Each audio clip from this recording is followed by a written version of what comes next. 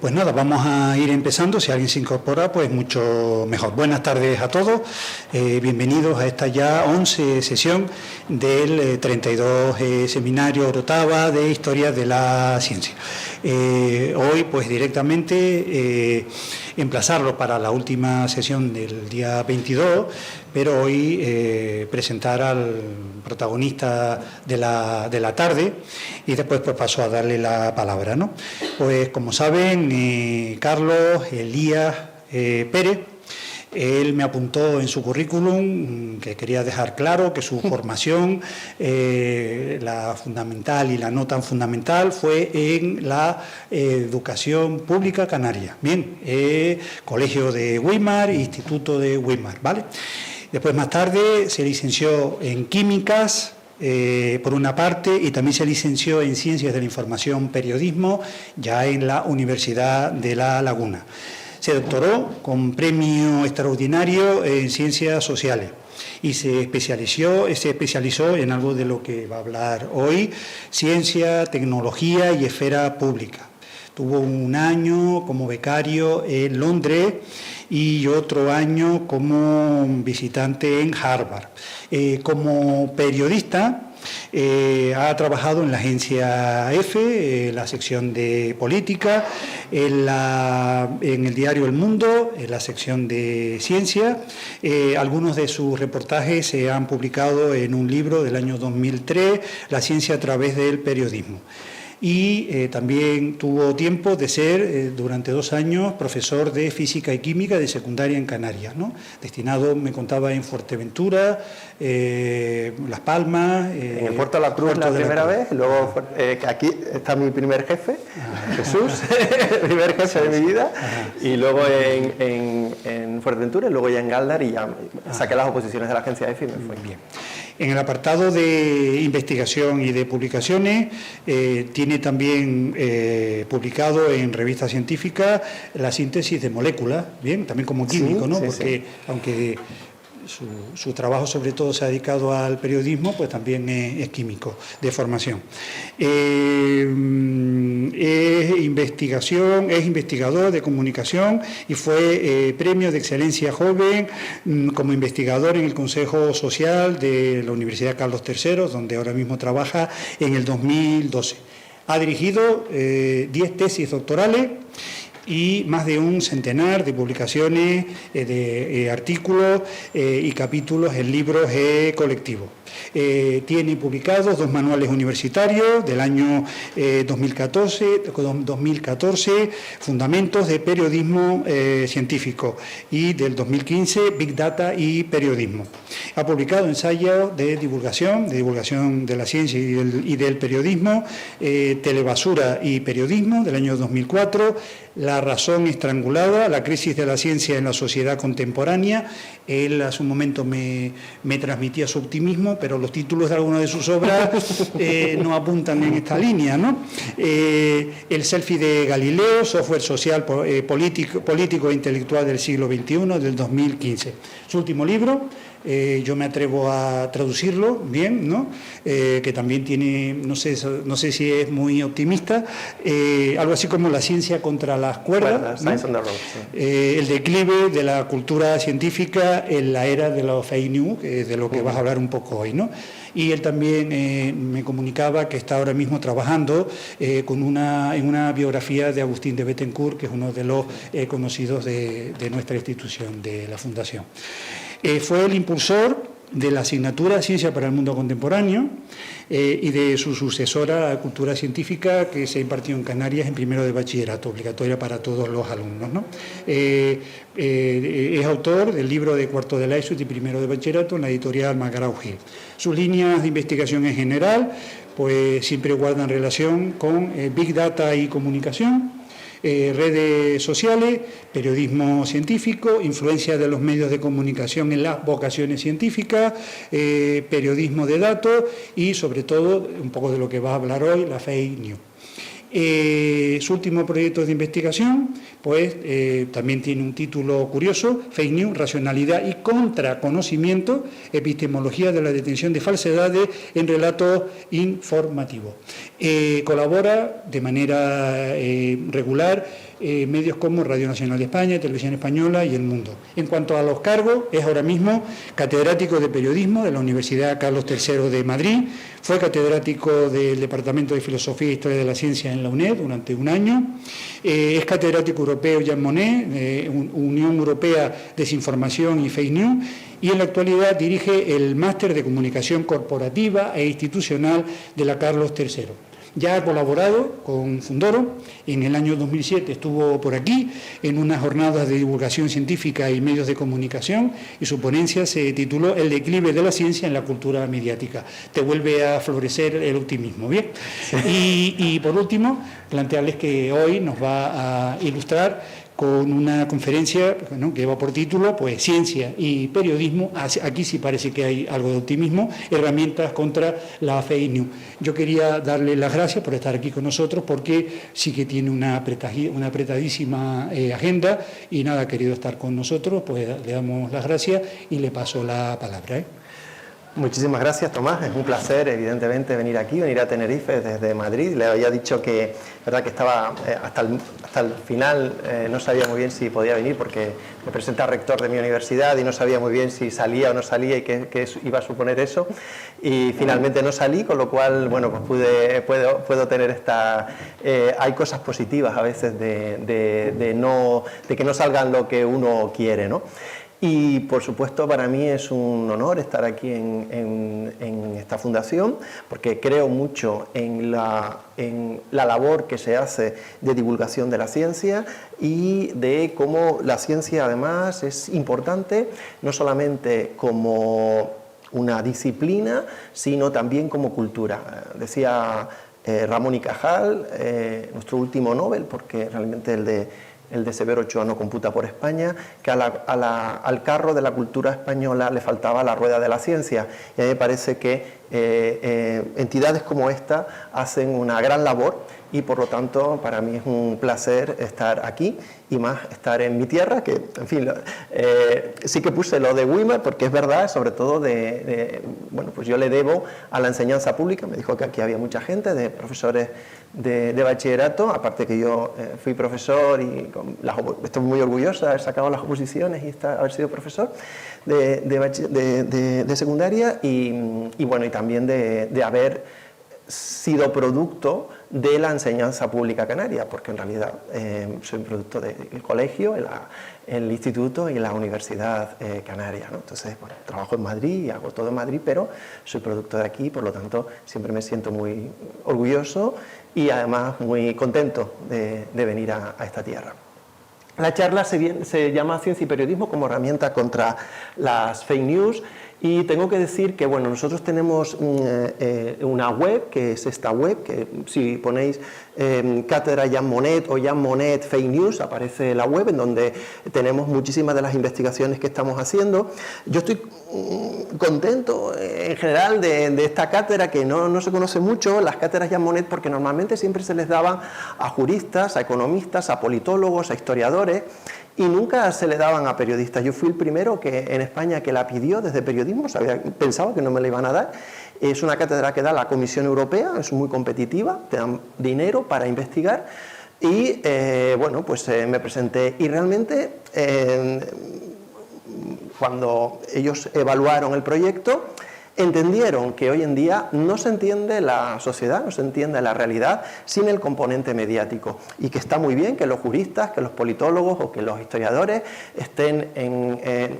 piensen cómo construir Europa, pero también tenemos que ver cómo se construye o deconstruye Europa en función de los bulos, de las fake news, de las narrativas antieuropeas, etcétera, y todo eso lo tenemos que estudiar nosotros, y por lo tanto ya he abierto como una brecha. De hecho, un doctorando mío acaba de tener ahora otra cátedra Jean Monnet también con este tema, es decir, que ya somos dos en España, y quiero decir que en la Unión Europea cada vez están más convencidos de que es muy, muy relevante todo este tema de las fake news y lo que significa la verdad y lo que no es verdad, que es un poco lo que vamos a dar aquí. He hecho una charla, porque sé que hay mucha gente de ciencias y también de filosofía, entonces he hecho una charla un poco con esa simbiosis entre ciencia y filosofía, que me parece que además es siempre muy necesaria. Y aquí tenemos, bueno, pues todo lo que quieran sobre investigación, que no voy a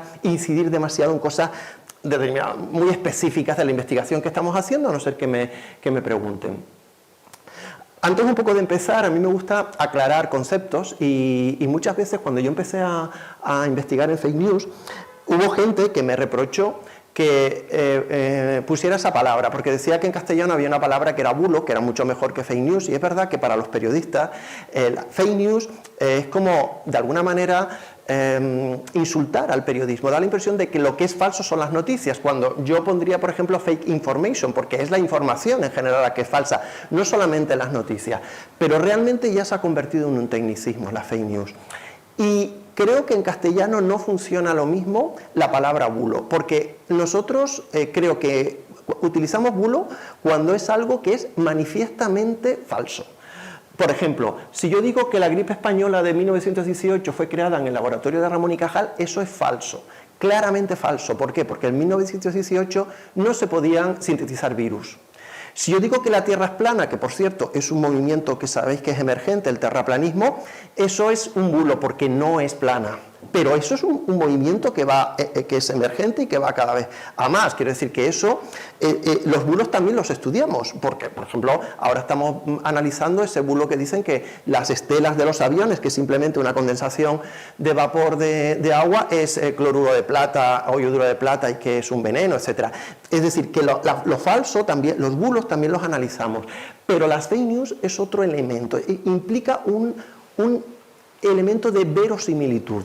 Y por ejemplo, en este caso, si nosotros decimos que el coronavirus fue creado en un laboratorio chino, eso es más complicado de desmentir. ¿Por qué? Es verdad que la revista Nature ha dicho claramente que es un virus que procede de unos animalillos allí que estaban por la selva de China, pero es cierto que hoy en día se pueden sintetizar virus, es cierto que en Wuhan hay grandes laboratorios de biología y de biología sintética, y es cierto también que China no es muy transparente con la información. Entonces, eso, si alguien lo dice, el desmontar esa información es mucho más complejo. Por lo tanto, yo tengo un doctorando, tengo 5 doctorandos que están en distintas fases en este tipo de investigación, pero hay uno, por ejemplo, que está investigando lo que llamamos fact-check, es decir, cómo chequeamos que los hechos sean reales o no. Y básicamente el problema es que nada es mentira, mentira o verdad, verdad. Hay una gradación y en esa gradación es donde muchas veces se hace la mayor manipulación. Entonces tenemos que estar analizando ese tipo de elementos. Y luego desinformación, que es una palabra que sí que se está utilizando más, se refiere sobre todo a una estrategia. O sea, la desinformación puede tener bulos, fake news, información verídica, información un poquito menos... Es una estrategia entera que tú haces para lograr un objetivo. Normalmente, si es de desinformación, es porque no es muy lícito el objetivo, ¿no? Entonces, me gusta como establecer esas definiciones para que sepamos un poco lo que estamos analizando, ¿no? Y hablando. Aquí vemos dos rostros. Uno es la princesa Juana, llamada Juana la Beltraneja, y la que está a vuestra derecha es Isabel la Católica. ¿Y por qué digo que es bulo o fake news? Porque el inicio del Estado español en realidad no deja de ser o no deja de... Su fórmula se basó básicamente en un bulo o en una fake news. Como sabéis, la princesa Juana era hija de Enrique IV.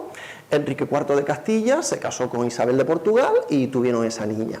¿Qué sucedió? Que los partidarios de Isabel la Católica consideraban que Enrique IV era impotente, no se le conocía relaciones, o muchas relaciones con mujeres, y tampoco se le conocían hijos ilegítimos, y se extendió el bulo o la fake news, o sea, era un poco de fake news porque parecía un poco verosímil, es decir, que realmente no tenía una gran fama de conquistador de mujeres, y por otro lado sí que se sabe dos cosas. Una, que en aquella época los partos eran públicos, como sabéis si habéis ido al Escorial o todo eso, y se ponía todo el mundo a ver que efectivamente los reyes nacían de la reina.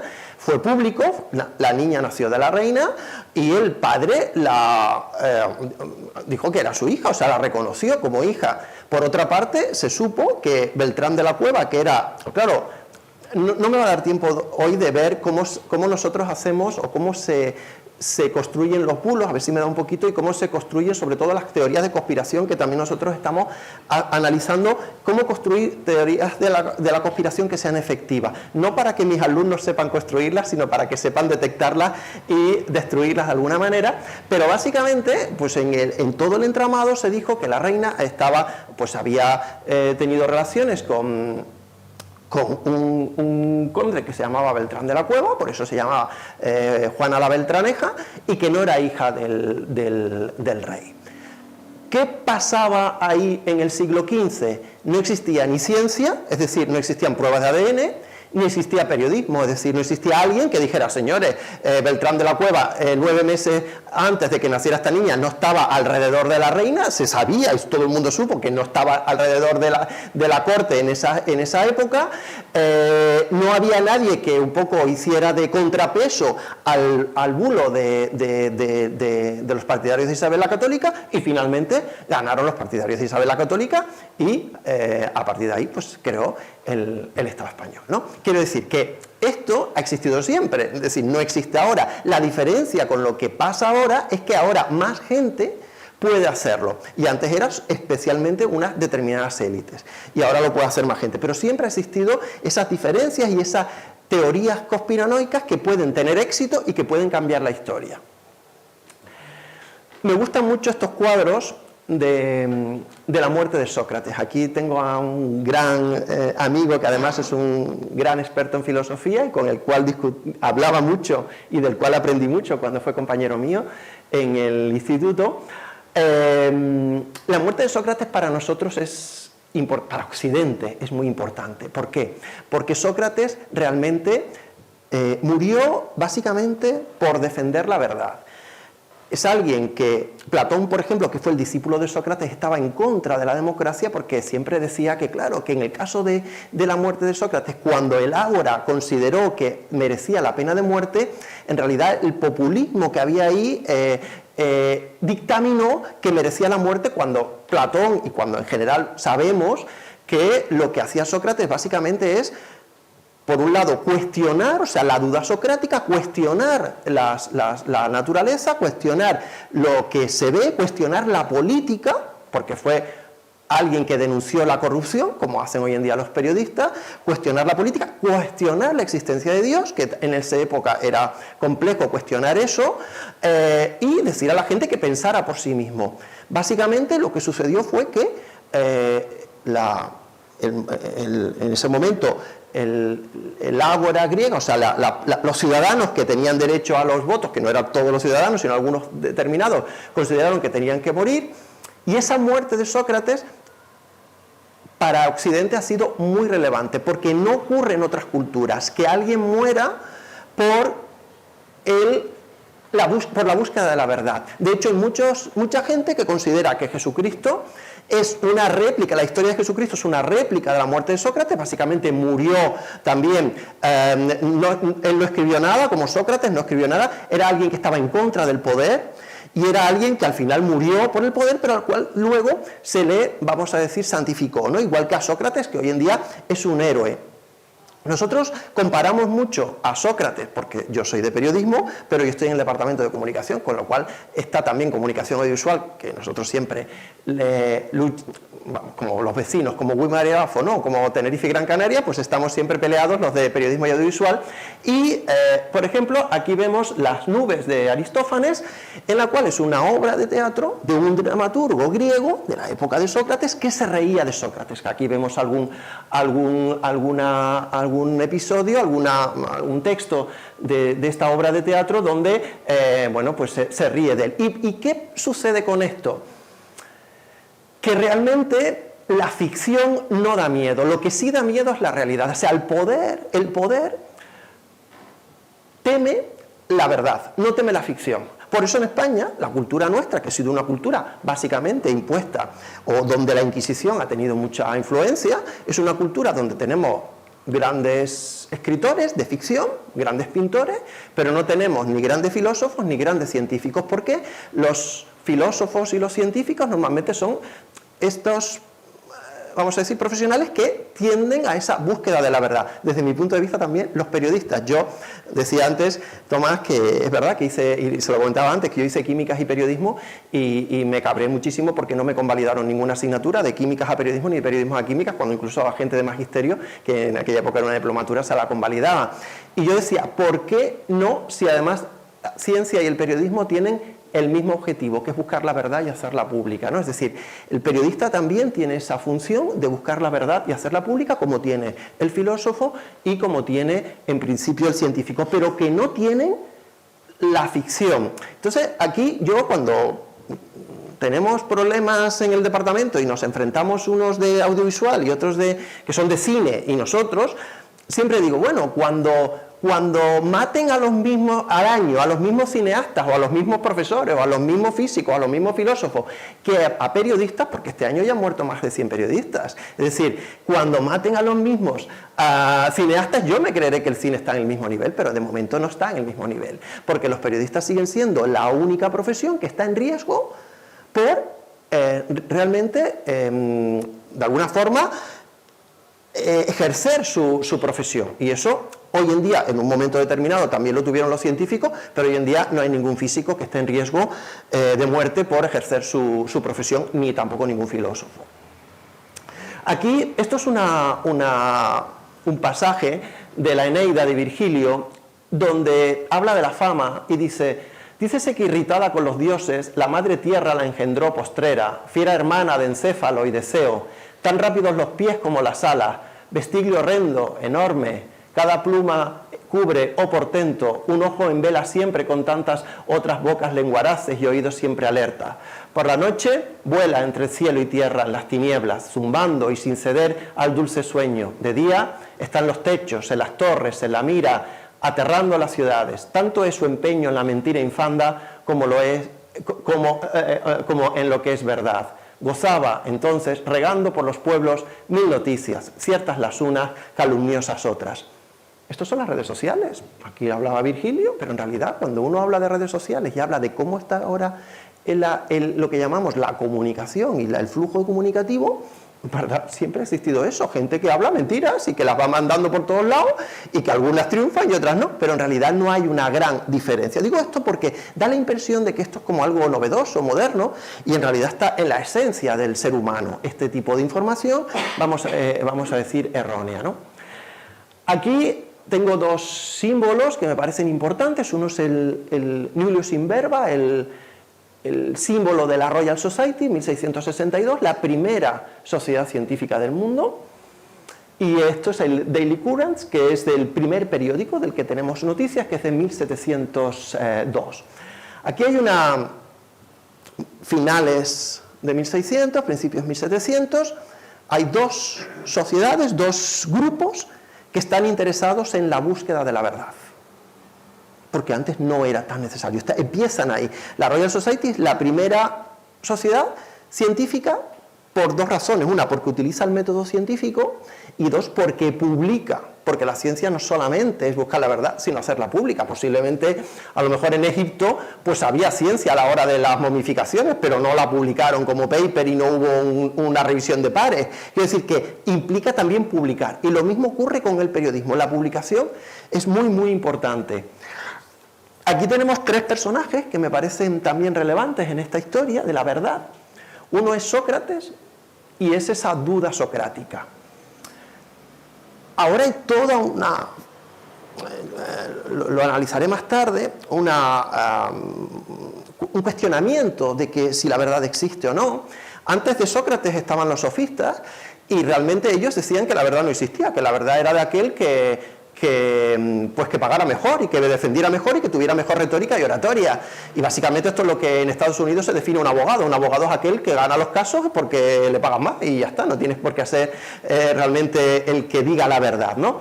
La duda socrática, el por qué, es súper importante, y a partir de Sócrates, Platón y Aristóteles se empezó a decir, no, la verdad existe y el ser humano puede encontrarla. No es cierto que la verdad no exista, sí existe y podemos encontrarla. Francis Bacon es el filósofo del empirismo británico. Francis Bacon es aproximadamente coetáneo de Santa Teresa de Jesús. Cuando yo doy clase en Estados Unidos, siempre hablamos un poco de la diferencia entre cultura anglosajona y cultura, vamos a decir, castellana, cultura hispana, y es coetáneo de Santa Teresa de Jesús, Francis Bacon, es decir, empirismo y misticismo son dos culturas muy distintas, y eso hace que nosotros, cuando publicamos en revistas americanas o inglesas, nos cueste mucho a los españoles porque somos más de discurso que de datos. Y de hecho, cuando alguien lee a un columnista en el Guardian o en el Wall Street Journal o un periódico anglosajón, aparecen muchos datos. Cuando alguien lee a un columnista español, es víscera, yo a veces pienso, lo que quiere al final de la lectura es que le digan olé. Olé, cómo he machacado a este, cómo he defendido a este, ¿no? Es más visceral porque tenemos una cultura que no está tan anclada en el empirismo. Y el empirismo es importante porque nos da acceso a una serie de datos que nosotros podemos luego valorar. Y luego está Galileo, que es el primer científico moderno, que no es, como muchos piensan, a lo mejor Leonardo da Vinci, porque Leonardo da Vinci, ni siquiera Aristóteles, porque Aristóteles es verdad que es quien, pues el padre o quien más analizó la lógica, pero con la lógica aristotélica, bueno, pues hubo muchos problemas con esa lógica, como sabemos en Historia de la Ciencia, al principio con Galileo, los problemas que hubo para, de alguna manera, defenestrar a Aristóteles, ¿no? Básicamente, lo importante de Galileo es que dijo dos cosas. Una fue que dijo, señores, yo con un instrumento, como es un telescopio, estoy viendo que hay lunas que giran alrededor de Júpiter. Por lo tanto, no todo gira alrededor de la Tierra. Es decir, no es cierto que haya una teoría geocéntrica, porque yo con este telescopio estoy viendo que esto gira. Porque claro, el lenguaje literario todavía sigue pensando en la teoría geocéntrica, porque nosotros hablamos de salida de sol y de puesta de sol. El sol ni se pone, ni sale, ni el que se mueve aquí en la Tierra. El sol. De hecho, y eso es muy importante, dos cosas. Eso, que tú tienes unos datos y esos datos te refutan una gran narrativa, porque era una narrativa, y por otro lado, Galileo era un simple, vamos a decir, profesor. Cuando en el juicio de Galileo es muy interesante lo que se llama la autoridad de los expertos frente a la autoridad jerarquía, es decir, ¿quién tiene autoridad? ¿Un cardenal o un papa o un príncipe o un simple profesor con datos? Y todo esto está ahora muy en boga porque ¿quién tiene autoridad? Los expertos, los políticos, ese juicio, cuando yo le traslado partes de ese juicio a mis alumnos y a mis alumnas, lo analizamos desde ese punto de vista porque tenemos el mismo problema hoy en día respecto a eso, ¿no? Y claro, esto no ocurrió en la cultura oriental, ni en la cultura maya, ni en otra cultura. Esta búsqueda de la verdad a partir de un método científico y una publicación de resultados. No quiero decir que la cultura oriental no sea importante, porque los chinos inventaron los 3 instrumentos con los que Europa consiguió el poder. La brújula es china, con la que los europeos fueron a América. La pólvora es china y la imprenta es china. Pero no hicieron el método científico. O sea, el método ese es muy interesante y es una manera de abordar la verdad y de llegar a la verdad. Y que apareció no solamente con la lógica de Aristóteles, porque eso te puede llevar, si no haces experimentos, a elementos erróneos, como la física de Aristóteles y la biología de Aristóteles no sirve para nada hoy en día, ¿no? O sea, no tiene ningún sentido. Si la retórica y la oratoria, yo a mis alumnos les sigo recomendando la retórica de Aristóteles, y la poética de Aristóteles se sigue estudiando, por ejemplo, los de comunicación audiovisual. Seguimos con esos libros, es decir, son importantes, pero hoy en día nadie estudia la biología de Aristóteles y menos la física. Este fenómeno de buscar la verdad no siempre existió, como digo, y por ejemplo aquí tenemos los logos o los escudos de universidades como Harvard o como Yale, que son universidades norteamericanas del año 1600, es decir, siglo XVII, en donde vemos que la principal palabra es veritas, verdad. Sin embargo, si vamos a universidades antiguas como Oxford o Salamanca, la palabra importante es Dios, porque la verdad venía de la Biblia, la verdad venía revelada de la Biblia, y eso era la verdad. De hecho, en el juicio de Galileo, el problema mayor que le decían a la teoría heliocéntrica era que en la Biblia se decía que Josué mandó a parar el sol, y cómo lo iba a mandar a parar si ya Galileo decía que estaba parado, porque la Tierra era la que giraba, que entonces la Biblia no era cierta. Y claro, eso era un problemón, porque la narrativa que había era la narrativa de la Biblia, ¿vale? Entonces, es interesante ver cómo la sociedad va cambiando hacia un momento en el que de repente la verdad se puede buscar, y se puede buscar en las universidades con el método científico, con la lógica también, con la racionalidad, que es importante, la racionalidad. Y sin embargo en Salamanca o en Oxford, pues bueno, luego cambiaron obviamente, porque tal, pero costó, en España por ejemplo, costó que entrara Galileo en las universidades españolas, ¿no? Porque todavía se seguía enseñando a Aristóteles. Aquí vemos representaciones de finales del 19 y principios del 20. Aquí vemos un cuadro de la verdad sale de un pozo atacada por el clero y la nobleza que le impiden salir, y otro, pues la verdad saliendo del pozo con su látigo para castigar a la humanidad. O sea, había el término de... Fijaros una cosa, a principios del 20 los periódicos no ponían horóscopos, porque estaba obviamente clarísimo que la astrología era mentira. Ya había triunfado la astronomía. La astrología ya no tenía... Nadie pensaba en los horóscopos. Los horóscopos empezaron a ponerse después de la Segunda Guerra Mundial. A partir de los años 50 y 40, 50, empezaron los periódicos a volver otra vez a poner horóscopos. Que siempre hay toda una dinámica, ¿sabéis? Por ejemplo, en El País no pone horóscopos porque considera que para qué va a poner una cosa que es falsa, porque si pones una cosa falsa todo lo demás es falso, ¿no? Hay toda una discusión en el periodismo, y otros periódicos que sí ponen horóscopos, por ejemplo ABC, El Mundo, etcétera, sí que ponen horóscopos. En estos momentos hay más dinero y más canales de astrología que de astronomía. Es decir, que estamos en un momento curioso, ¿no? ¿Y dónde llegamos o dónde estamos ahora? Pues estamos en un momento, yo os recomiendo este libro que a mí me impactó, que es de Damian Thompson, Los nuevos charlatanes, en donde habla de este fenómeno del contraconocimiento, que dice que información errónea presentada de modo que parezca basada en hechos. Y esto es lo que está sucediendo con el terraplanismo. Cuando tú lo lees, o con las antivacunas, nosotros estamos analizando mucho también el fenómeno antivacunas. Y claro, tú ves que realmente la narrativa, para que funcione, pues tiene que estar basada en algunos elementos, algunos tecnicismos científicos mal puestos, pero más o menos ahí, etcétera, etcétera. Y básicamente lo que dice Thompson es ideas que en su forma original y bruta florecieron únicamente en los arrabales de la sociedad, hoy las consideran en serio incluso personas cultas del mundo occidental.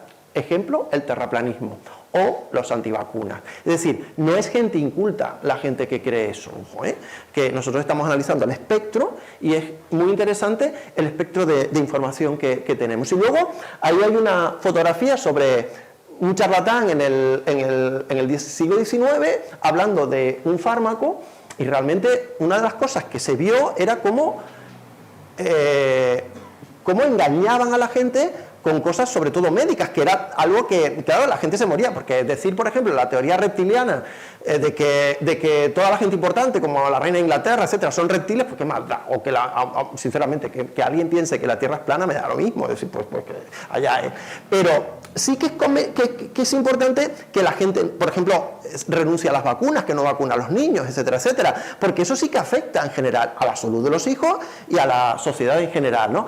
Entonces, una de las primeras cosas que se vio es que había que colegiarse y había que tener una formación universitaria para determinadas profesiones, porque eso te garantizaba que los conocimientos eran verdaderos, no que cualquiera se ponía a hablar. Es la diferencia entre alguien que es titulado y alguien que es aficionado, ¿no? O sea, pues alguien puede ser aficionado a la química, pero de repente aquello explota si no sabe bien cómo funciona aquello, ¿no? Entonces, es importante que tengas esos conocimientos. Y luego, en España en concreto, hay un fenómeno, dos fenómenos, que son unos los tertulianos y otros los periodistas sobrecogedores, ¿no?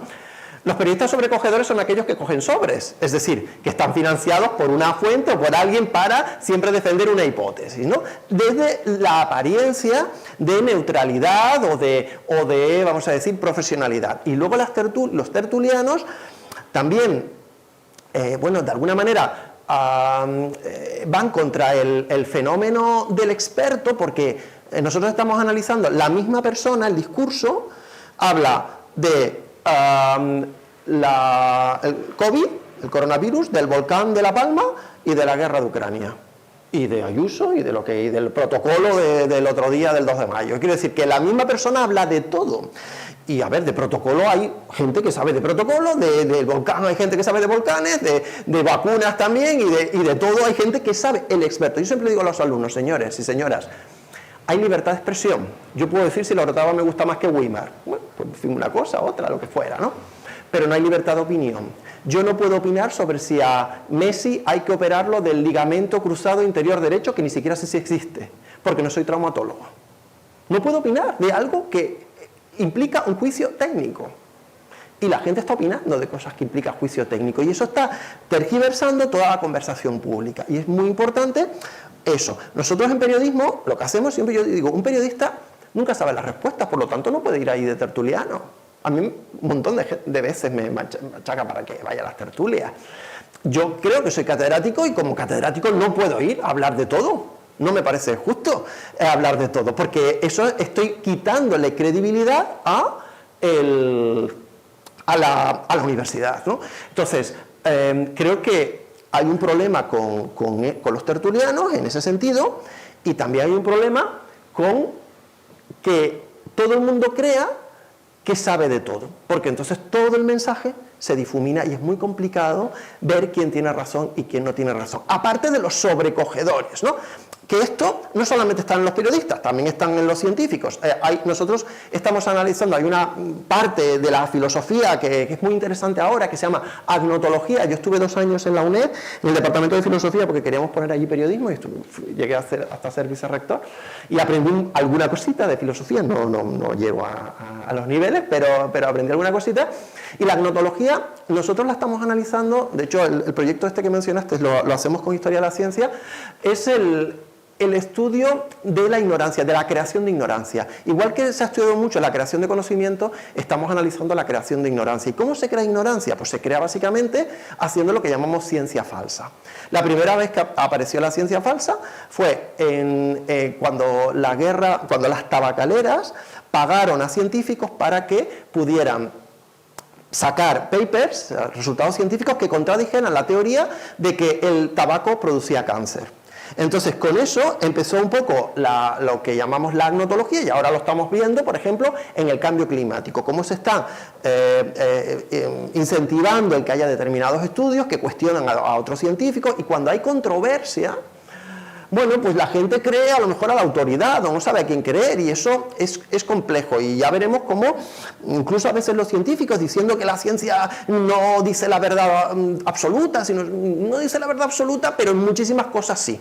O sea, es una verdad absoluta que necesitamos oxígeno para respirar, pero hasta llegar ahí hubo muchas teorías. Pero es que es una verdad que eso no es incontestable, es que lo necesitamos, es que es algo, y se sabe el mecanismo por el cual el oxígeno se mezcla con la hemoglobina y es importante a la hora de... Y si a mí me lo quitan aquí, yo me muero, directamente, no, ni Dios, ni nada, ni oxígeno. Entonces, eso es una verdad incontrovertible, no puedes decir que no lo es. Otra cosa es lo que está en la frontera del conocimiento, ahí sí, pero muchísimas cosas, igual que yo, la mayoría de las cosas de periodismo ya no me sirven. La mayoría de las cosas de física y química que yo daba en el instituto, yo creo que todavía sigue, la ley de Chatelier, los ajustes de reacciones redox y poco más, que no me acuerdo de nada, ¿no? Pero vamos, que ahí siguen los elementos, ¿no? Entonces, muy importante esto en nuestro elemento. ¿Y qué estamos analizando también? Pues en la universidad, sobre todo en periodismo, siempre somos hipercríticos y estamos dándole una vuelta a lo que supone y lo que está suponiendo todo lo que se llama la French Theory en filosofía, es decir, pues la teoría especialmente de algunos posmodernos y de algunos sobre todo que no son tanto filósofos, que venían de la literatura, especialmente de la literatura francesa, pero que en Francia no tuvieron mucha acogida en filosofía, pero sí que en Estados Unidos tuvieron muchísima acogida en muchos departamentos de filosofía y de estudios culturales, que es de donde venimos nosotros. O sea, nosotros venimos de sociología, o sea, cuando nosotros investigamos mucho desde la sociología y de los estudios culturales, ¿no? Por ejemplo, Lyotard, que es alguien bastante potente en nuestros estudios, es alguien muy potente en narrativa y en lo que él estudia cómo funciona un relato y cómo funciona una narrativa, pues él dice que la ciencia es una narrativa, es una gran narrativa, pero solo una narrativa más, por lo tanto compite con otras. Por ejemplo, nosotros colaboramos con muchas universidades latinoamericanas y ahí el problema que están teniendo es que la narrativa científica compite con la narrativa chamánica, de los chamanes. Son dos narrativas. Claro, desde el punto de vista antropológico es muy interesante la narrativa de los chamanes, igual que aquí en Canarias es muy interesante la narrativa del curanderismo. Pero el curanderismo no tiene el mismo estatus que la ciencia, o sea, es interesante desde la antropología, pero no desde la ciencia, ¿no? Lyotard, en ese sentido, claro, cuando tú llegas a un curso y te dicen esto, pues claro, los que luego van a informar sobre ciencia, pues se quedan un poco con ese elemento de que es solo una narrativa, ¿no? Luego Derrida, Jacques Derrida es uno de nuestros popes. No sé si aquí hay alguien de periodismo, es uno de nuestros popes. Jacques Derrida hubo un problemón cuando le quisieron dar el honoris causa en 1992 en la Universidad de Cambridge, porque sabéis que los departamentos de física, química y de filosofía se opusieron totalmente a que le dieran el premio, el doctorado honoris causa, porque Jacques Derrida critica la ideología de la razón y la racionalidad. Y va a una ideología más de la emoción y de la narrativa, ¿no? Y además considera que es una ideología totalizante, etcétera, ¿no? Y bueno, pero ganaron los de literatura, los de estudios culturales, los de comunicación en Cambridge y le dieron al final el doctorado honoris causa a Derrida, ¿no? Derrida es muy, muy citado por nosotros y para mí un poco el más fuerte de todos es Paul Feyerabend. Mi jefe, yo estuve un año en London School of Economics en el departamento de psicología social y mi jefe, Martin Bauer, había sido alumno de Feyerabend, ¿no? Y él decía, que Feyerabend era maravilloso, las clases se llenaban, claro, el tipo había hecho teatro, era un gran comunicador, ¿no? Feyerabend, él habla del anarquismo epistemológico y realmente su gran frase es todo vale, anything goes. Todo vale. Y él considera que la ciencia está al mismo nivel que un cuento de hadas, un fairy tale, y que es al mismo nivel y que da igual. Entonces, Feyerabend es muy, muy citado pues por mucha gente que quiere estar en contra de la ciencia, desde el Papa, el que se murió, ¿cómo se murió el otro día? Que se me olvidó el nombre, Benedicto XVI, que los cita para estar en contra de Galileo, no sé qué, y se armó una en la Facultad de Físicas de la Sapienza cuando fue el Papa, usando a Feyerabend para atacar a Galileo, hasta pues cualquiera de los posmodernos actuales y de los discursos que nosotros estamos viendo en las redes sociales y en las teorías conspiranoicas en contra de la ciencia. Y bueno, pues estos son algunos libros de Feyerabend que desde el punto de vista, cuando uno estudia filosofía y lo estudia en ese contexto, cuando ha estudiado a todos los demás, bueno, pues no deja de ser un pensador interesante que tú estudias en ese contexto. Pero cuando tú lo estudias en comunicación y solo estudias este y no estudias a ningún otro, pues te quedas con este nada más. Y que eso, claro, eso es lo que pasa en comunicación, que no está mal que lo den, pero claro, tienes que darlo en contexto y con otros más, porque él es producto de su época y de un momento determinado, ¿no? Y tenemos todo este follón de libros donde tenemos chamanismo cuántico, la cueva y el cosmos, alquimia cuántica, donde se mezcla todo. Se mezcla ciencia y anticiencia, esoterismo y no sé qué, horóscopos y astronomía. Y con eso, todo vale. Y es muy difícil que algo demostrado científicamente realmente vaya o tenga una autoridad como sí tenía antes. Ahora ya estamos en esa situación, por dos razones. Una, porque esto se ha asentado en general en la cultura popular, y porque los que estudiamos comunicación estudiamos mucho más a estos filósofos que a los racionalistas, que a Spinoza, por ejemplo, no lo estudiamos, ¿no? No es, aunque en Harvard lo idolatraban.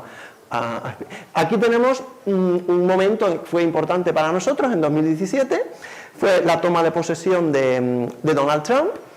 Y si comparamos el Capitolio en la toma de posesión con Donald Trump con la toma de posesión de Obama, bueno, aquí todo el mundo ve que aquí hay menos gente. Entonces se lo preguntaron a la jefa de prensa de Donald Trump, que pensaba ella de que hubiese ido menos gente. Y ella dijo, mira, perdona, yo creo que hay más gente. Y dijo, no, yo creo que hay menos. No, yo creo que hay más. Yo creo que hubo una discusión, que fue una discusión muy famosa, y entonces ella ha dicho, ese es my alternative facts. Es mi hecho alternativo. Los hechos no son factuales, o sea, no existen los factuales. Mi hecho, tú piensas eso, yo pienso esto, y aquí todo en paz. Cada uno piensa. Entonces, claro, fue cuando empezó a hablarse de hechos alternativos, de posverdad, y de que todo vale con Trump. Porque con Trump es interesante que empieza a deslizarse todo tipo de teorías, desde la fuente, ¿no?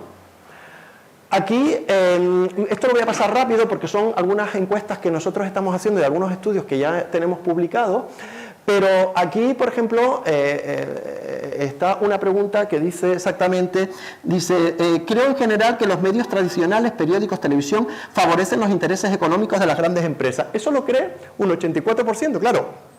Si los medios tradicionales favorecen las grandes empresas, ¿a quién crees? ¿A las redes sociales? Es decir, esa es lo que existe en España, esa percepción. Por ejemplo, aquí dice, valore la siguiente afirmación: la gestión del gobierno de España durante la pandemia provocada por el COVID ha estado al servicio del interés político y no del interés general de la ciudadanía.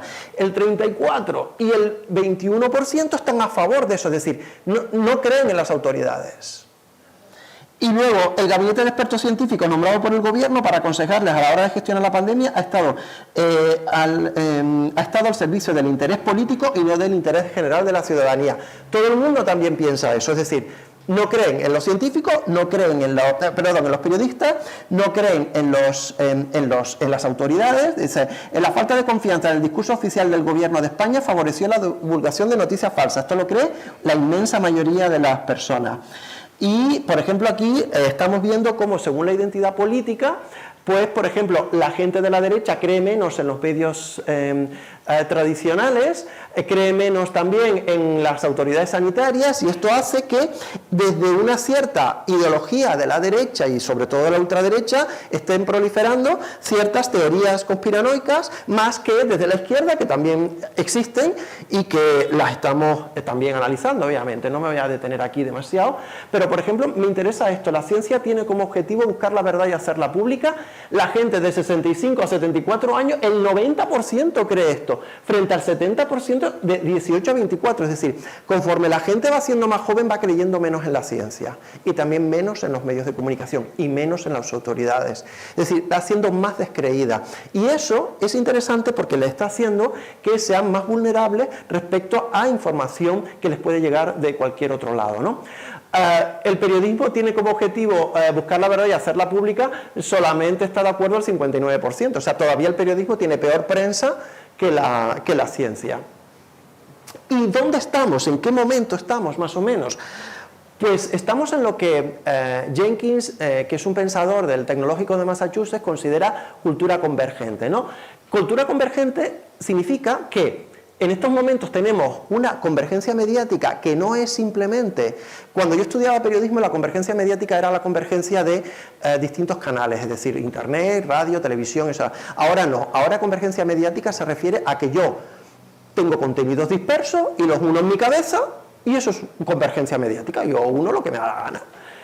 Cultura participativa, el espectador ya no es pasivo, yo soy capaz de meter cosas en las redes, soy capaz de meter cosas en internet, etcétera. E inteligencia colectiva, y es que el conocimiento pues ahora es compartido y acumulativo. Esto no me da tiempo, pero es todo un bloque gigante en el que me gustaría comentar algunas cosas, gente que se dedica a la enseñanza secundaria, porque estamos analizando todo el fenómeno que significa Wikipedia. Wikipedia es el gran campo de batalla ideológico. Yo siempre digo, hay un problema con las nuevas generaciones de que no tienen acceso a una enciclopedia. No hay una espasa en los institutos, no hay una, entonces Wikipedia, hay términos en Wikipedia que son estupendos, gótico, protón, pues no hay ningún problema en ese término, pero cuando son términos o personajes controvertidos, ahí hay un toma y daca. Yo, por ejemplo, soy editor de Wikipedia y estoy siempre en contra de los temas. La homeopatía, que siempre estoy pim, pam, y siempre aparecen los dos, depende del día que tenga y de las ganas que yo tenga, y en contra de que las pirámides de Weimar digan que son de Egipto, ¿no? Y el eslabón perdido entre las egipcias y las aztecas, ¿no? Siempre estoy ahí con la página web de Pirámides de Weimar y en Wikipedia, que hacen los de prensa de Pirámides de Weimar. Esos son un poquito los dos obsesiones que tengo con... Entonces, al final es un campo de batalla ideológico respecto a eso. Fijaros que la entrada de radiactividad de la Enciclopedia Británica la hizo, la escribió Marie Curie y Becquerel, que eran los que descubrieron la radiactividad. La entrada de radiactividad hoy en día en Wikipedia no sabemos quién la hace ni por qué. Y hay muchísimos elementos, en función además del idioma, que tienen un concepto u otro, etcétera, etcétera. Yo aquí, de esto me di cuenta cuando estaba en Londres, que tuve una discusión enorme con un amigo en una cena, porque decía que Canarias había sido portuguesa, y efectivamente fui a la Wikipedia portuguesa, en portugués, que ningún canario se le ocurre mirar eso en portugués, y la Wikipedia en portugués sobre el término Canarias sí que ponía que había sido portuguesa. Entonces, claro, la había mirado ahí, y yo decía que no sé, o sea, fue una cosa. Entonces te das cuenta que en función de los idiomas y que hay palabras, por ejemplo, Hugo Chávez, Aznar, Ayuso, en fin, personajes y palabras, transgénico, homeopatía, etcétera, donde existe, incluso aunque existan las dos versiones, eso no es válido, porque nosotros una cosa que sabemos en periodismo es que, por un lado, tenemos que ser imparciales, es decir, yo no puedo formar parte de la noticia, yo no puedo informar sobre profesores de universidad porque soy profesor de universidad, tengo que ser imparcial. Tenemos que ser objetivos o como mínimo honestamente subjetivos. Yo creo que la objetividad no existe porque somos seres humanos y tenemos un pasado y eso nos condiciona. Pero lo que no podemos ser jamás es neutrales. Nunca podemos ser neutrales. Yo no puedo entrevistar a una persona a favor de la homeopatía y otro en contra, porque entonces el lector no sabe a qué tenerse. Yo tengo que saber cuál es la verdad. La homeopatía es una mierda, vale, pues a partir de ahí yo defiendo una postura, igual que las víctimas, tengo que defender a la víctima, no al verdugo, o sea, no tenemos que ser neutrales, y Wikipedia es neutral, y ahí es un problema de desinformación también en esa, vamos a decir, falsa neutralidad o pretendida neutralidad. Para un poco entender esto de lo que es cultura convergente, os pongo aquí una foto. No sé si veis un poco que está, uno es Epi Blas, el de Barrio Sésamo, y otro es Bin Laden. ¿Y de dónde sale esta foto? Pues esta foto sale lo que llamamos convergencia mediática. Un chaval de Minnesota, durante los atentados del 11 de septiembre, el framing que llamamos nosotros, es decir, el enfoque que tenía la televisión y los medios de comunicación era que el malvado era Bin Laden. Y como el cascarrabias de Barrio Sésamo era Blas, pues hizo esta foto. Eso es convergencia mediática. Conceptos que no tienen nada que ver. Yo los uno. ¿Qué hizo el chaval? Cultura participativa. Lo subió a un blog, a internet, y puso ahí su foto, que en otra época la habría puesto en su dormitorio y no habría salido de Minnesota, pero la puso en internet. ¿Y qué implica inteligencia colectiva? Que eso lo vio todo el mundo mundial y cada uno sacó sus propias conclusiones. Normalmente en Occidente no supimos qué concluir porque es una foto un poco extraña. Pero en los países árabes concluyeron que era una ofensa a las particularidades de la cultura árabe, porque en realidad no conocían a Blas y entonces pensaban que era un muñegote representando a Bin Laden, a una persona árabe, y entonces en la cultura árabe la barba es un signo de distinción, igual que el cubrirse el pelo, etcétera, etcétera, y que era una afrenta. Y en las manifestaciones de los países árabes en contra de Estados Unidos por lo que estaba haciendo en Irak y en Afganistán, ahí aparece Blas. No sé si lo veis aquí en las manifestaciones. ¿Y qué hizo la CNN? Pues los periodistas occidentales que estaban en esas manifestaciones cogieron y empezaron a enfocar a Blas, porque ¿qué hace Blas aquí? Y la Warner, que era la que dueña de los derechos de Barrio Sésamo, denunció a la CNN. Es decir, las dos mayos de comunicación denunciadas en Estados Unidos con una bronca enorme por algo que había hecho un chaval. Eso es lo que estamos ahora. No es la élite alrededor de Isabel la Católica la que pone las cosas, es que ahora cualquiera puede hacer cualquier cosa. Aquí tenemos los seguidores en Twitter, antes de que le quitaran el Twitter a Donald Trump. Vemos que Donald Trump tenía 39,8 millones de seguidores, cuando la segunda es Alejandra Ocasio-Cortez, Kamala Harris, Barack Obama, y luego está la CNN, pero es que el New York Times o Washington Post tiene 1,5 y el New York Times tiene 1,8. Cuando yo estudiaba, Donald Trump era una fuente. Hablábamos de fuente, canal, mensaje y receptores. Era una fuente. Ahora es un medio de comunicación de masas. ¿Quién es más medio de comunicación? ¿Donald Trump o el New York Times? Pues Donald Trump. ¿Qué más le da a Donald Trump que el New York Times empiece a verificar todas las mentiras que dice y diga que eso? Pues es que da igual, porque tiene muchísimos más seguidores, tiene muchísima más influencia. Y esto no pasa solamente con los políticos. Aquí vemos a Sergio Ramos autoentrevista en Twitter. Pues claro que se entrevista, porque Sergio Ramos tiene casi 20 millones de seguidores y Marca, que es el diario deportivo de más audiencia, tiene 4 o 5.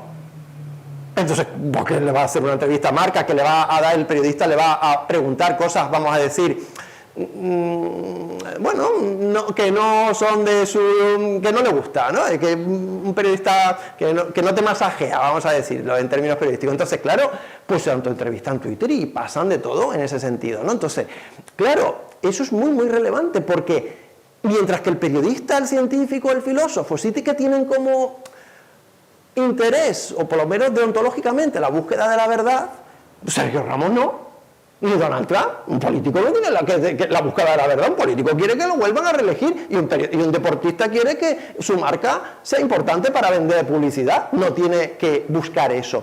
Claro, eso implica que cuando a ti, hay ahora una teoría muy interesante que se llama News Finds Me, es decir, que las noticias me buscan, que yo no estoy, no voy a comprar el periódico a ver lo que me dice, sino que si hay algo, ella me va a buscar a mí, pues te busca ¿cómo? De esta manera.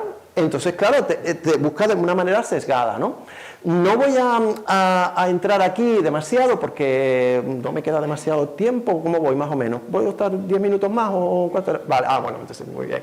Vale, pues aquí nosotros también estamos analizando cómo construir un rumor. Yo hice un primer proyecto de investigación que me denegaron en el ministerio, un poco menos que insultándome, porque el proyecto pretendía crear un rumor y ver cómo se difundía, y me decía que bueno, que con dinero público en una universidad pública, no sé qué, no se puede crear un rumor para ver cómo se difunde, que analice lo que ya hay y a ver, claro, eso nos plantea una cosa distinta, porque tenemos que hacer un análisis en retrospectiva para ver de dónde viene el rumor, y eso nos es más complicado, pero básicamente cuando hemos analizado muchísimo, pues vemos que todos tienen unos parámetros determinados. Por ejemplo, muchos rumores cogen y mencionan a una institución o agencia de prestigio. Por ejemplo, Harvard, por ejemplo, la NASA. ¿Por qué? Porque es imposible que la NASA o Harvard puedan verificar toda la información donde ellos aparecen.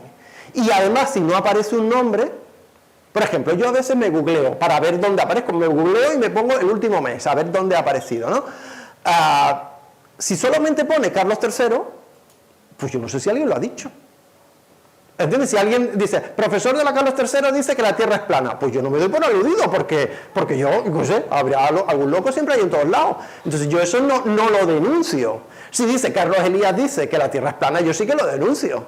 Entonces lo que hacen es poner una fuente de autoridad importante, pero sin nombre propio, de manera que tú no te puedas buscar.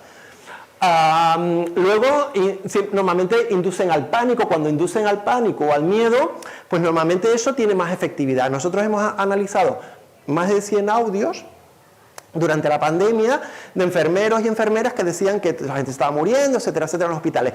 ¿Cuál era el problema ahí? Que no decían ni cómo se llamaban, ni quiénes eran. Entonces, claro, decía, ¿esto es verdad o no lo es? Porque, claro, si no pones un nombre, tú no puedes chequear. Y es algo fundamental que sabemos en periodismo que tenemos que chequear. No digo que no fuera verdad, pero hay que chequearlo, ¿no? Luego también normalmente se alude a algún fenómeno reciente o desconocido, como por ejemplo pues el COVID, etcétera. Normalmente suelen ser ambiguos en las fechas, son ambiguos con los lugares, aprovechan el descontento generalizado con autoridades y normalmente pues las teorías de la conspiración tienen unos elementos que nosotros también hemos estudiado, que son los mismos elementos que tiene una película, una novela o una serie para que tenga efectividad. O sea, es que eso está muy también analizado, que si me da tiempo entro en eso, pero básicamente, bueno, pues esto luego nosotros lo pusimos en la Asociación Española de Periodismo Científico, se lo mandamos para que lo pusieran, y esto, por ejemplo, no sé si recordáis estos análisis sintácticos que hacíamos en el colegio, de sujeto, verbo y complementos, pues aquí un poco es una noticia donde puedes ver cómo se difunden estos rumores. Primero pone científico, sin decir el nombre, de Harvard, pues si lo dice Harvard, pues ya suplica que paremos el consumo de leche. Claro, suplica, los científicos no suplican, demuestran, afirman, pero en suplicar, tal. Fijaros cómo, si alguien tiene un poco de conocimiento de química, pues la leche efectivamente puede ser perjudicial para aquellos que no tengan la enzima de la lactasa, pero si no, pues no es perjudicial, obviamente. Es verdad que hay muchas etnias que no tienen esa enzima y entonces les es perjudicial, pero no para la mayoría de la gente del norte de África y de Europa, ¿no? En cualquier caso, si es perjudicial por lo que sea, por ejemplo, por un exceso de antibióticos que puede pasar en las vacas, por ejemplo en Estados Unidos, que no hay un control con no se analiza así con un estetoscopio, la leche. O sea, eso sirve para otra cosa, pero no para analizar la leche, y si está mala o buena, no, o si es perjudicial o no. Entonces, ves que esa foto tampoco te dice nada, pero la gente no repara en que eso no es un problema. Me parece que, bueno, porque como a ti el médico te analiza con esto, tampoco tiene una cultura para saber cómo se analizan los productos químicos de la leche. Luego, fijaros en cómo dice, despertemos de una mentira, ¿no? Estas webs que se llaman Seek the Truth, busca la verdad, despertemos de una mentira o no sé qué, eso siempre, ten cuidado porque normalmente te van a engañar y te van a dar narrativas muy conspiranoicas, ¿no? Y bueno, pues otro tipo de elementos, como por ejemplo una información muy de corte ideológico, ¿no? Y luego dice, la leche de vaca fue durante años uno de los alimentos más cuestionados en relación... Bueno, es cuestionado, depende, claro, en Estados Unidos es un alimento muy cuestionado porque hay muchas etnias, hay muchas razas distintas y hay algunas que le hace daño. En Canarias no es tan fácil que haya gente que no tenga la enzima de la lactasa. Hay gente luego ahora que sí, que le hace daño porque tiene ese problema, igual que con el gluten, etcétera. Pero no quiere decir que el gluten sea dañino, quiere decir que hay gente que le hace daño, pero es que hay una diferencia. Entonces, todo esto son elementos que nos ayudan un poco a valorarlo, ¿no? Yo siempre, cuando hablo de periodismo y de ciencia, me gusta hacer este gráfico en el que digo la diferencia entre ciencia y pseudociencia, ¿no? O sea, porque en la ciencia, cuando hablamos de astronomía, pues hacemos una observación, pues que yo cojo, si suelto esto se cae, ¿no? Hago una hipótesis, pues hay una ley que me dice que esto está, hay una fuerza gravitatoria que me atrae esto, etcétera. Experimento, me pongo a hacer experimentación, hago una teoría y luego al final hago una ley en donde puedo demostrar exactamente ¿cómo era esto? El producto de las masas por la constante dividido por la distancia al cuadrado, y hago una ley y tal.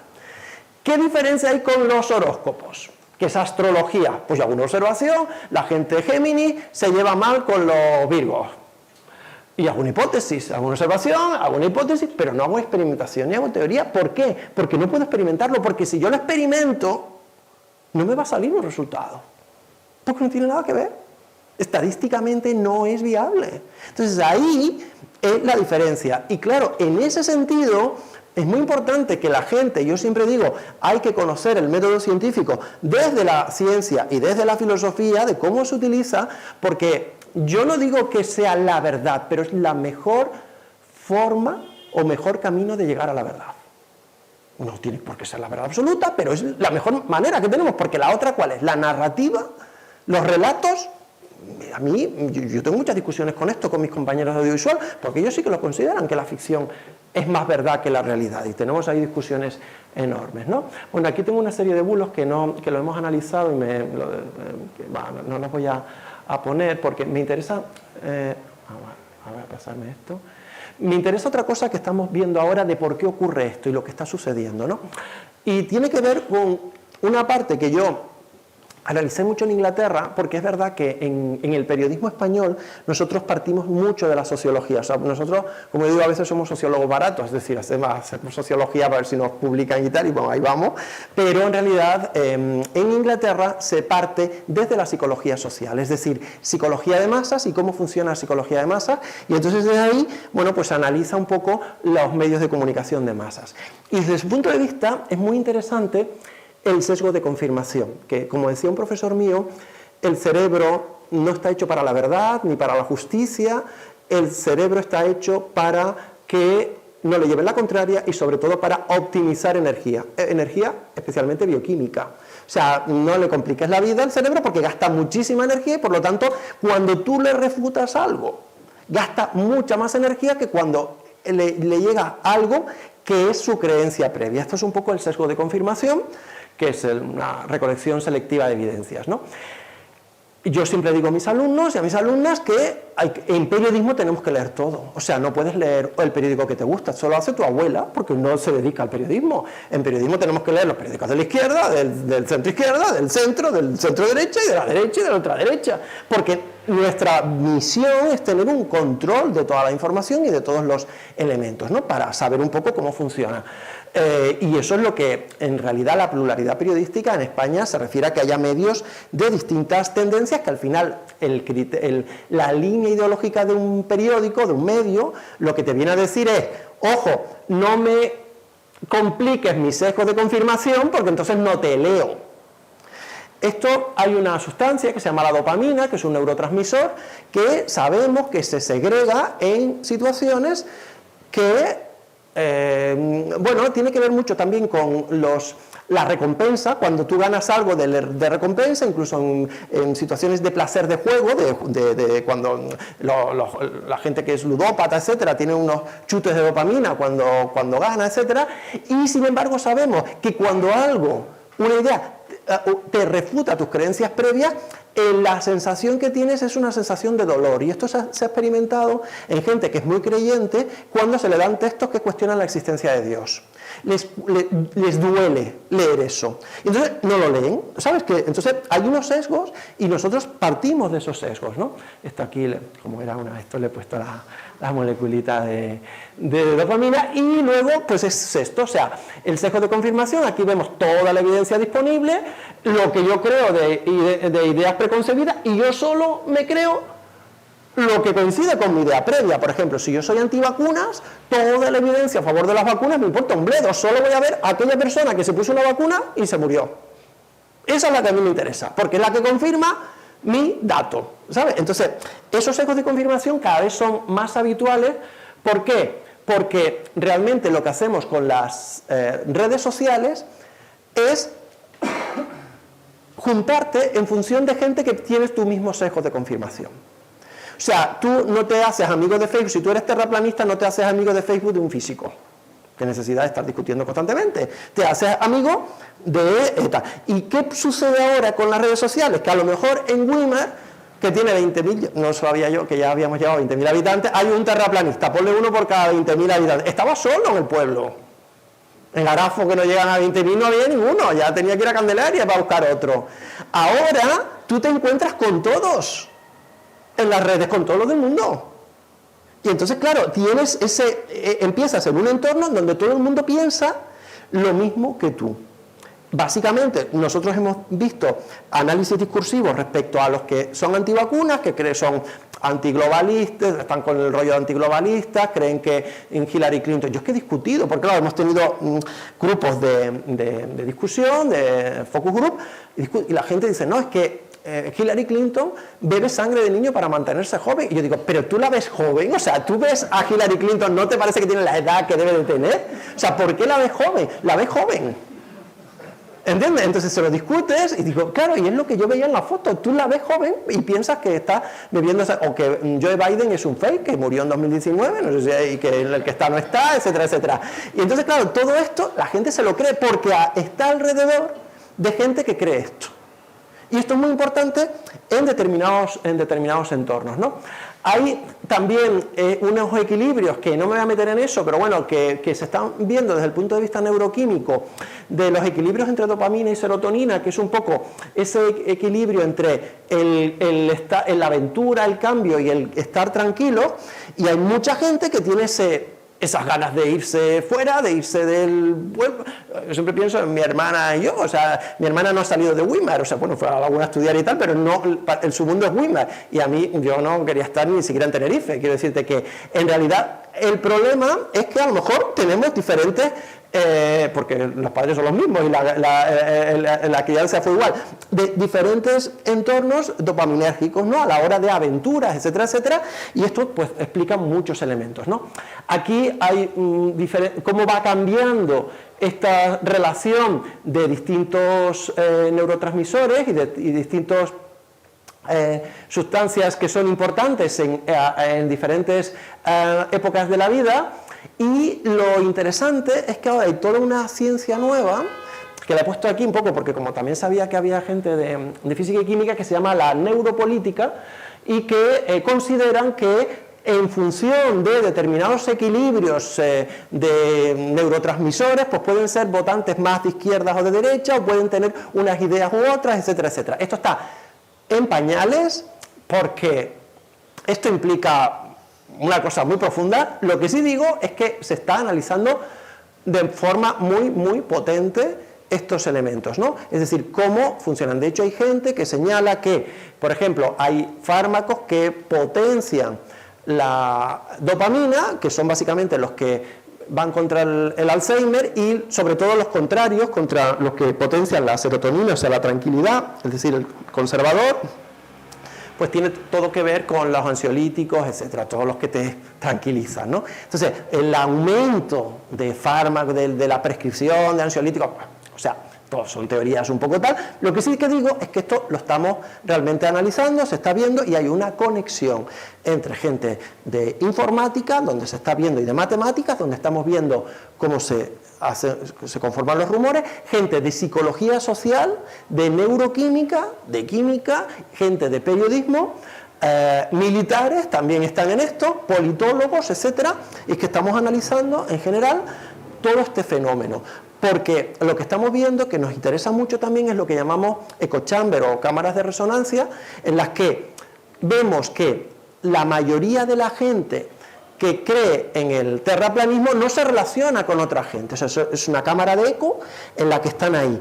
Y es curioso, por ejemplo, que en la red la cantidad de mensajes terraplanistas es muchísimo mayor que los que creen que la Tierra es esférica. ¿Por qué? Porque esta gente es muy enérgica defendiendo su postura, mientras que la gente que cree que la Tierra es esférica no se molesta en perder un rato en Internet para discutir eso. De hecho, yo di una charla en Segovia, en la biblioteca de Segovia, justamente para convencer a los antivacunas. Era una charla específica de antivacunas, con muchos datos y no sé qué, no sé cuántos, y me llegaron los terraplanistas, los antivacunas no fueron, me regalaron, y claro, yo tenía, y es alucinante en Segovia, que uno tampoco piensa que aquello sea Nueva York, la cantidad de gente, y yo les decía claramente, no ya de Magallanes, ni nada, simplemente les decía, ¿no veis, por ejemplo, que los globos terráqueos antes de los 60, si vais, por ejemplo, a un anticuario, son marrones, y después de los 60 son azules, porque hasta que no fuimos fuera de la Tierra a nadie se le ocurrió en la historia de la humanidad que el planeta fuera azul? y de repente hay un montón de globos terráqueos en los años 60, 70, 80, 90 que son azules, un azul intenso, y se le llama el planeta azul. El planeta azul no, en el Renacimiento no existía la palabra planeta azul.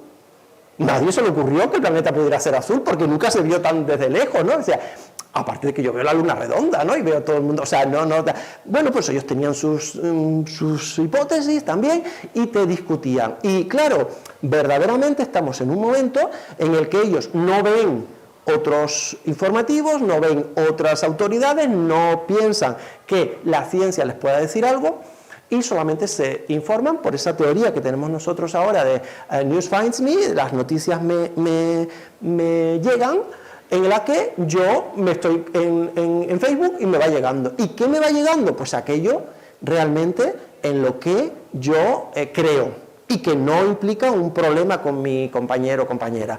Y luego también hay otra cosa interesante que queríamos nosotros analizar y nos está dando muchos problemas, que es WhatsApp, porque no es lo mismo Facebook o Twitter, donde es público y tú controlas tu contenido, que WhatsApp. Le hemos llegado a dar incluso 500 euros a alumnos y a gente por que nos den el móvil. Así, dame el móvil. ¿Por qué? Porque es muy interesante en WhatsApp, porque como no te ven el resto, si tú, por ejemplo, ves un meme en contra de Ayuso, se los mandas a tu gente que sabe que es de izquierda, y si ves a favor de Ayuso, o sea, tú seleccionas. No es igual WhatsApp que Facebook o Twitter. Y es muy interesante porque a partir de WhatsApp es de donde más teoría de la conspiración y más bulos se están enviando. Y necesitamos ver cómo funciona eso. Y la única manera de hacerlo es que la gente, claro, pero la gente lo que hace es que luego te empieza a borrar. O sea, la cosa es, te doy 500 euros, pero dámelo ya. Dame el teléfono y me pongo a ver quién es quién en tu lista y qué WhatsApp has enviado. Y la gente no quiere.